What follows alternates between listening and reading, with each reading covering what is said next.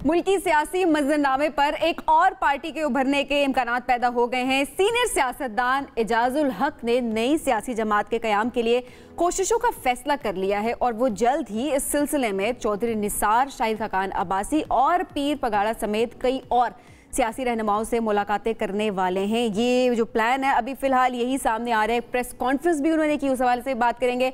एजाजुल हक साहब इस वक्त हमारे साथ मौजूद हैं। एजाज साहब बहुत शुक्रिया प्रोग्राम में ज्वाइन करने के लिए। एजाज साहब, नई सियासी जमात इस वक्त स्पेशली टाइमिंग बड़ी मैटर करती है कि इलेक्शन से बिल्कुल कबल, और क्यों फैसला किया, ये किसके क्या हालात ने पुश किया, किसने पुश किया कि नई सियासी जमात अभी जो है कायम करने का फैसला होना चाहिए?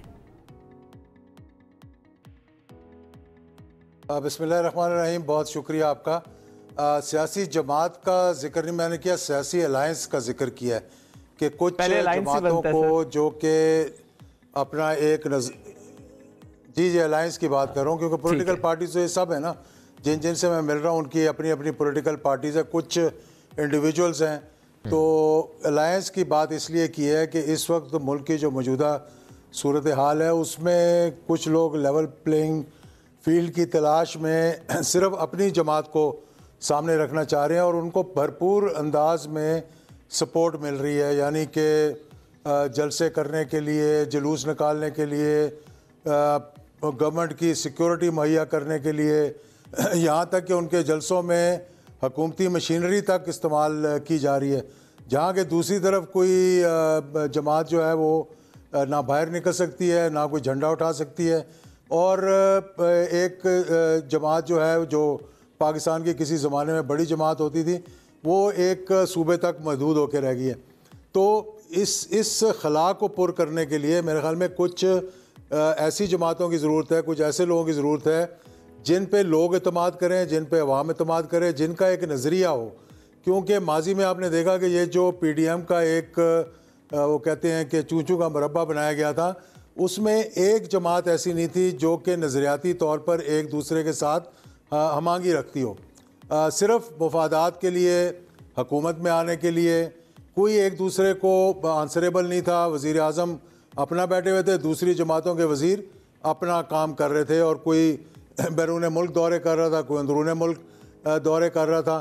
तो लोगों के लिए उन्होंने जो 16 माह के अंदर जिन मुश्किलात वो छोड़ कर गए हैं लोगों के लिए, जिस तरह से महंगाई, बेरोज़गारी, लाकानूनियत है इस वक्त मुल्क के अंदर, ये अल्लाह का शुक्र है। मैं कहूँगा तो लोग कहेंगे शायद ये कोई ऐसी बात कर रहा है, लेकिन देखें पाकिस्तान के लोगों का एतमाद जब 90s के अंदर एक विश्व सर्कल था कि एक जमात आती थी, दूसरी आ जाती थी, वो चली जाती थी, दूसरी आ जाती थी, फिर ये दो जमाती यहाँ पर था, पॉलिटिकल सिस्टम था, फिर एक तीसरी जमात भी बीच में आ गई, तो वो दो जमाती ख़त्म हो गया। अब कोशिश की जा रही है कि सिर्फ एक जमात को लाकर उसे खुला मैदान दे दिया जाए और बाकी सबको महदूद कर दिया जाए।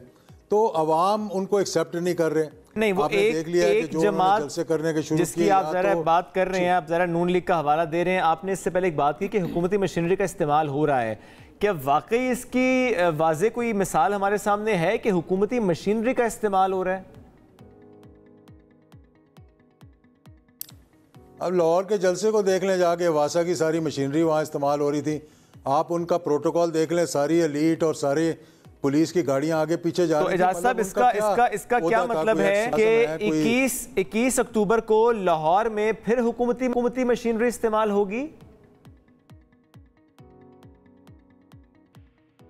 वो 21 अक्टूबर को तो देखेंगे ना कि क्या होता है, क्या नहीं होता है। लेकिन जो नज़र आ रहा है वो ये आ रहा है कि 21 अक्टूबर भी आ जाएगा और वहाँ पे मतलब धक्के से लोगों को भी इकट्ठा किया जाएगा। फिर दूसरी बात ये है कि मुझे जिस बात से अफसोस और दुख होता है ना कि ये इस वक्त एक इंटरम गवर्नमेंट है जी। इस इंटरम गवर्नमेंट को अगर आप ट्रांसपेरेंट करके देखें तो आपको इसके अंदर भी उन्हीं की खुशबुएँ नज़र आएंगी, उन्हीं के लोग नज़र आएंगे, चाहे वो मरकज़ में हो चाहे वो पंजाब में हो।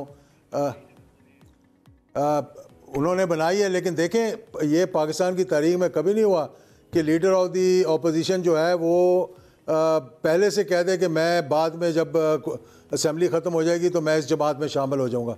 उसी जमात के लीडर के साथ, वज़ीर आज़म के साथ बैठकर उन्होंने तमाम फैसले किए और उसके बाद उसी के अंदर वो शामिल हो गए। सर ये तो चले तो हुआ सो हुआ, जमहूरियत है। अब चूंकि ज़रा हम आगे की बात अगर करें कि अब आगे क्या होगा, चूंकि ज़रा आपकी प्रेस कॉन्फ्रेंस बड़ी अहम है, इसलिए मैं जरूर ये जानना चाहूंगा आपसे, जो 2-3 नाम अभी सबीन ने भी लिए, पीर पगारा साहब का भी जिक्र हुआ, शायद फ़खान अब्बासी का नाम लिया गया और चौधरी निसार अली खान साहब, इन तीनों से मुलाकात और कुछ और रहनुमा भी होंगे, क्या सोच है इसके पीछे आपकी? वो सिर्फ अलायंस सोच है, जो कि शायद फ़खान अब्बासी ने क्लियरली कहा है कि उनके लीडर नवाज शरीफ हैं? देखिए, मैंने किसी का इस तरह नाम नहीं लिया कि मैंने कहा उनसे मुलाकातें करूंगा। मेरे पुराने साथी हैं। मैं पाकिस्तान मुस्लिम लीग नून का सीनियर नायब सदर रहा हूँ। I was number 2 after the president, और मैं बहुत अरसे तक 1993 से जब उन्होंने PMLN बनाई थी तो मैं उसका सीनियर नायब सदर बना था। तो बहुत से दोस्त जो हमारे हैं, और बाकी बहुत भी वही है तकरीबन।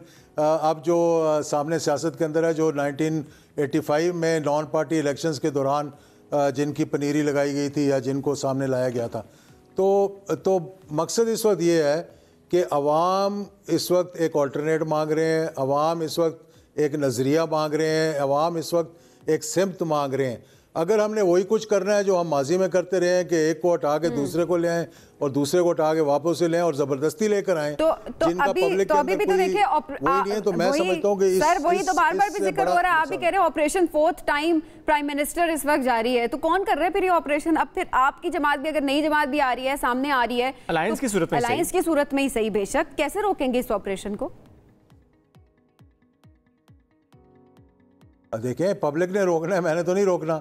और अवाम जो है वो इस वक्त तो खामोश है। देखें, एक पार्टी को तो बिल्कुल ही आपने स्क्रीन से बाहर कर दिया ना। उसका तो कोई झंडा भी उठा के बाहर नहीं निकल सकता। उसके जो लीडर हैं वो अभी उनका मतलब सब जुडिस है केस, वो तो मैं उसके बारे में कोई बात भी नहीं करना चाहता।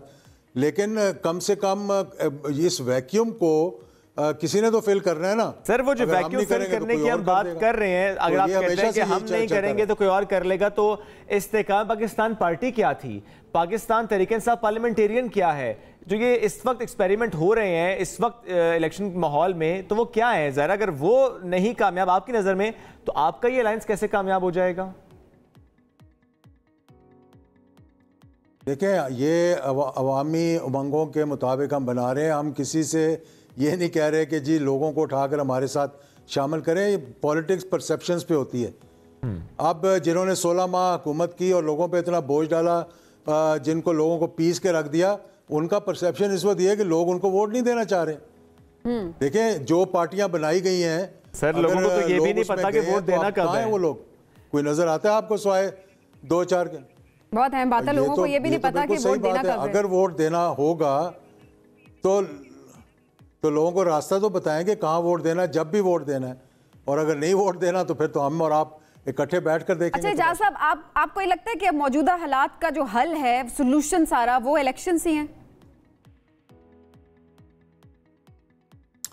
देखिए, इलेक्शन से बिल्कुल कोई हल नहीं निकलेगा मेरे नज़दीक, जब तक के कोई एक चार्टर ना बने, एक चार्टर ऑफ पाकिस्तान ना बने जिसके अंदर तमाम मामला तय किए जाएं, जिस तरह के SIFC के अंदर तय किया गया है कि तमाम economic policy will have the continuity, और इसीलिए चीफ ऑफ आर्मी स्टाफ उसके अंदर बैठे हैं, इसीलिए लोगों को इत्मीनान आया है, इसीलिए डॉलर आज 281 पे आया है, और इसीलिए बिजनेस कम्युनिटी के अंदर थोड़ा सा एक थोड़ी सी उमंग आई है। अब देखना ये है कि क्या हम ओवरसीज़ पाकिस्तानीज़ के अंदर भी और बैरून मुल्क के जो डायरेक्ट इन्वेस्टमेंट्स आती हैं, क्या उनको भी हम माइल कर सकते हैं, क्या उनको भी हम तसल्ली दे सकते हैं?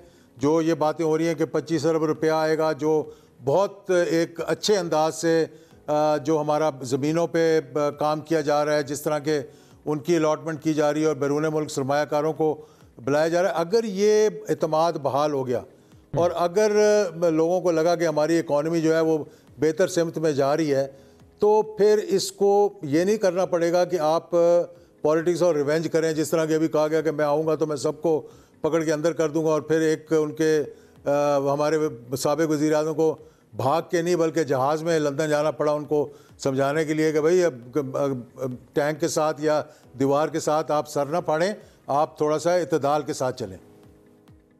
अच्छा, आप तो इन मौजूदा हालात में, जो कि इससे पहले आपने ज़ाहिर बात की कि जो एक जमात को सपोर्ट किया जा रहा है, लेकिन दूसरी तरफ जब आप बात करें तो आप कह रहे हैं कि इस वक्त जो स्टेप्स लिए गए हैं, जो रियासती सतह पर लिए गए हैं, इकॉनमी से मुतालिक लिए गए हैं, वो स्टेप्स अच्छे हैं, उसका नतीजा में नज़र भी आ रहा है।